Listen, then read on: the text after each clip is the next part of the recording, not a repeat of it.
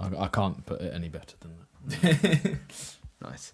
So do you think people that have that are overfunctioning to avoid their internal chaos, do you think it looks like high drive to outside external influences when in reality it's high distress? Yeah, for sure.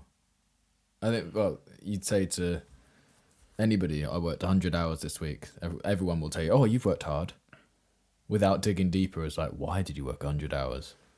Because if they really got to the true answer, it was like, well, I'm dealing with the fact that my mum shot herself in front of me when it was like, you're not going to do that in a conversation. Like, you're not going to do that. Even people who do know, they're going to say, oh, no, he's worked 100 hours this week. And like, they're like, oh, wow, like, he worked so hard. Why? Like, he just loves his job. So suppose ignoring the external, you'd have to look internal and ask, is my drive coming from love or from fear? And then furthermore, who would I be if I no longer had to prove my worth? Because maybe that's where it's coming from, is they feel like they have to prove something. They have to show people they are worthy of love or receiving love. So who would I be if I no longer had to prove that I was worthy of these things? Yeah. And then I suppose the ultimate question, which would be uncomfortable for people that sit in this camp, which is, what am I afraid would happen if I stopped working? That's a horrible thought. Yeah, this is it, because then it's really facing that reality. Yeah. It's no longer just ignoring it, it's actually allowing it into your awareness, which I could imagine is terrifying. So I will pose the question to you, because we have played with you a little bit personally today. So I apologize. But what are you afraid would happen if you stopped working? I'd get bored. That'd be my biggest fear. Because my brain has to be focused towards a goal. So if I had to stop working, I would be very, very bored and probably become quite irritable. And I don't know, maybe I'd play guitar. But does that count as working?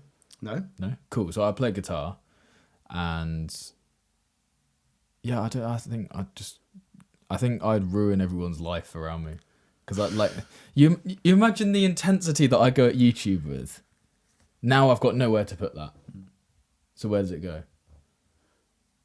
Like, you can only play guitar so hard, you know? Yeah. Break all the strings. Yeah. And then what? You know? I probably... Oh, no, I'm not allowed to work at all. I'm not allowed to start up a new pursuit. No, so your mind instantly went to more work. Yeah, I'd go and become a lumberjack. A lumberjack? I'd love to be a lumberjack. If I lived in an appropriate country, I would become... What country would be appropriate? Canada. Canada. You could move to Canada? I could move to Canada. My other half might not like it, though. Just It's cold. give her a sleeping pill for 48 hours. When she wakes up, surprise! Yeah. We're in Alberta. Yeah. So I suppose we need to try and reframe what strength can look like on average. So true strength isn't the ability to work 100 hours a week. It's the internal capacity to be alone with your thoughts without needing a distraction. Yeah. But again, that may not be relevant for everyone. And I understand that it can come at the expense of ambition for them and legitimate, honest, hard work. But not all ambition is aspiration. Some of it might be unresolved survival energy. Yeah. And that's something people are going to have to grapple. So rest is going to feel unsafe because drive once kept you alive. Drive feels virtuous because trauma learned to look productive.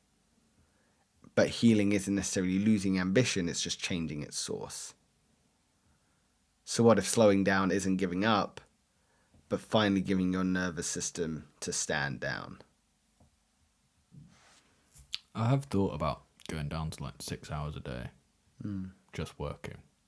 And then the other, 18 hours? Just like doing whatever I want to do. And just seeing how that would work for a week. but there's not really a good YouTube title in that. I did less, so I can do more.